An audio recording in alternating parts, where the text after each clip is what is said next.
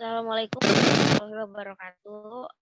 Sampai di kelompok 6. Di sini kami akan mempresentasikan tentang perkembangan afektif yang akan dibawakan oleh Nikman Nafisa dan saya sendiri Resya Bila dan Sofa Salsabila Putri.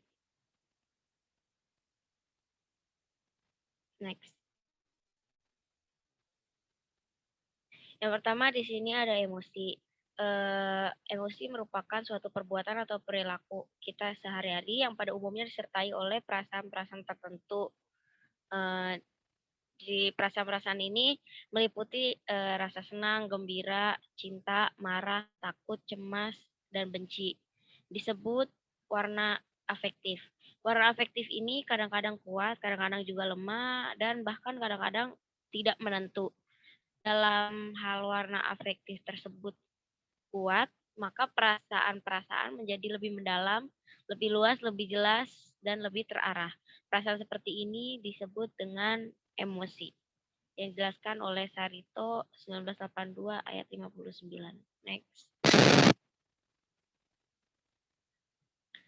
Pada saat terjadi emosi, seringkali terjadi perubahan-perubahan pada fisik yang diantaranya yang pertama ada reaksi pada kulit seperti meningkat bila terpesona, peredaran darah seperti bertambah cepat bila marah, denyut jantung bertambah cepat bila merasa terkejut, pernapasan seperti bernafas panjang bila kecewa, pupil mata seperti membesar pada saat marah, liur kering seperti mengering kalau takut atau tegang, bulu roma seperti merasa berdiri kalau ia merasa takut, pencernaan seperti mencret-mencret kalau tegang, otot seperti merasa tegang dan bergetar kalau takut, dan yang terakhir komposisi darah berubah kalau emosi. Selanjutnya akan dilanjutkan oleh Nikmat. Karakteristik perkembangan emosi secara tradisional masyarakat dewasa remaja dianggap sebagai periode badai dan tekanan. Suatu masa di mana ketegangan emosi meninggi setiap kita dari perubahan fisik dan kerja. Tingginya emosi terutama karena anak laki-laki maupun perempuan berada di bawah tekanan sosial dan mereka menghadapi kondisi baru. Sedangkan selama masa kanak-kanak yang kurang mempersiapkan diri untuk menghadapi keadaan-keadaan itu. Jenis emosi yang secara normal dialami adalah cinta kasih sayang, gembira, amarah, takut, dan cemas, cemburu, sedih, dan lain-lain. Perbedaannya terletak pada macam dan derajat rangsangan yang membangkitkan emosinya, dan khususnya pola pengendalian yang dilakukan individu terhadap ungkapan emosi mereka. Remaja sendiri menyadari bahwa aspek emosional dalam kehidupan adalah penting. Oleh Churchill, 1947. Next.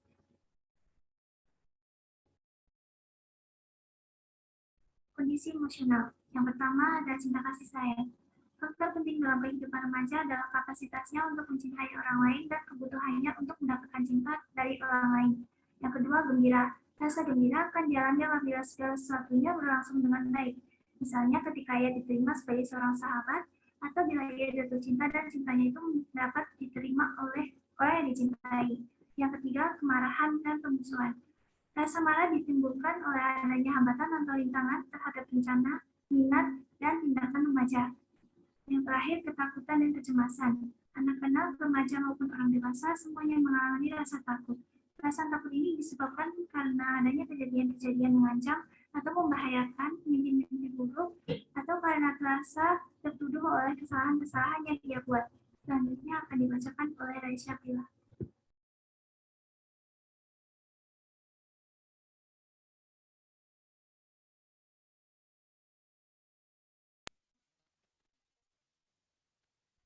Selanjutnya yaitu faktor-faktor yang mempengaruhi perkembangan emosi. Sejumlah penelitian tentang emosi anak menunjukkan bahwa perkembangan emosi mereka bergantung pada faktor kematangan dan faktor belajar. Hal ini disebutkan oleh Harlock 1960 ayat 266. Kematangan dan belajar terjalin erat satu sama lain dalam mempengaruhi perkembangan emosi. Reaksi emosional yang tidak muncul pada awal kehidupan tidak berarti tidak ada, karena reaksi tersebut pasti akan muncul kemudian hari dan berfungsi sebagai sistem endokrin. eh, keadaan emosi yang normal sangat bermanfaat bagi kesehatan. Oleh karena itu, kegembiraan yang berlebihan, ketakutan atau kecemasan dan kemarahan hendaknya dihindari. Gangguan emosi juga dapat menjadi penyebab kesulitan berbicara. Ketegangan emosional yang cukup lama dapat menyebabkan seseorang gagap. Seseorang yang gagap dapat normal berbicara bila ia merasa rileks dan semakin tidak normal bila berhadapan dengan situasi yang menegangkan atau membingungkan. Selanjutnya akan dibacakan oleh Sabila Putri.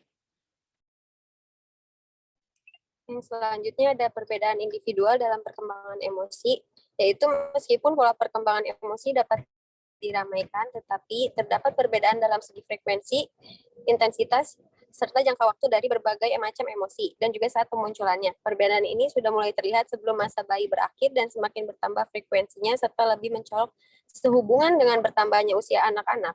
Perbedaan itu sebagian disebabkan oleh keadaan fisik anak pada saat itu dan taraf kemampuan intelektualnya dan sebagainya, lagi disebabkan oleh kondisi lingkungannya. Next.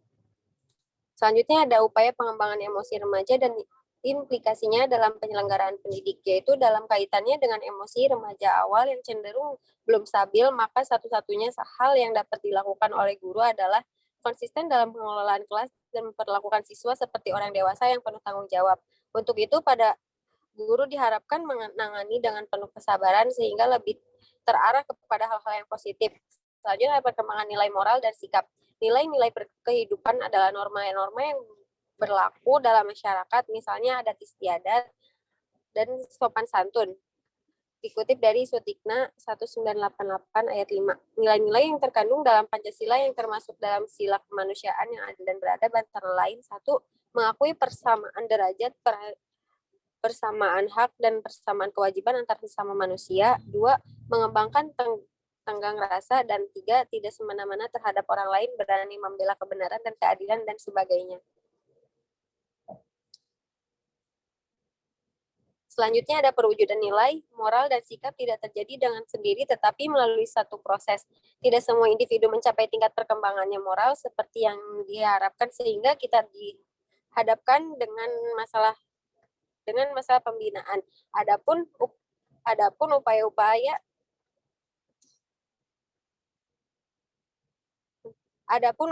yang dapat dilakukan dalam mengembangkan nilai moral dan sikap remaja dalam menciptakan komunikasi dan menciptakan iklim lingkungan yang serasi.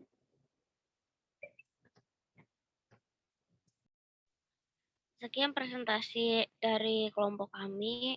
Bila ada kesalahan, tolong dimaafkan. Assalamualaikum warahmatullahi wabarakatuh.